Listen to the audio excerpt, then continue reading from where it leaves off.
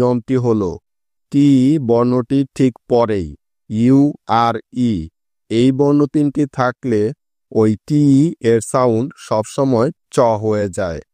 অর্থাৎ T U আর ই একসাথে থাকলে তার উচ্চারণ হয় চার এর মতো, কারণ এটা হলো একটি ওয়ার্ড প্যাটার্ন। তাই মনে থাকবে তো? অর্থাৎ এখানে টিতে হয় চ, ইউতে হয় আকার, আরতে হয় র, এবং শেষে ই বর্ণটি থাকার কারণে ওই ইটা সাইলেন্ট হয়ে যায়। এভাবেই টি ইউ আর ই একসাথে মিলে হয় চার। চ যোগ আকার যোগ র, চার। তাহলে চলো এখন এই নিয়মের কিছু উদাহরণ দেখে নেওয়া যাক।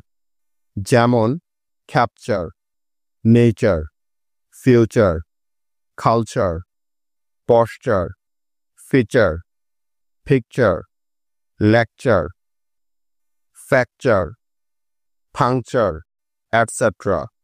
তো গাইজ, লক্ষ্য করে দেখো, উপরের প্রতিটি শব্দেই টি এর ঠিক পরেই ইউ আর ই আছে। এজন্যই এসব শব্দে টি এর সাউন্ড চ এর মতো হয়ে গেছে। আশা করি এখন তোমরা বুঝতে পেরেছ।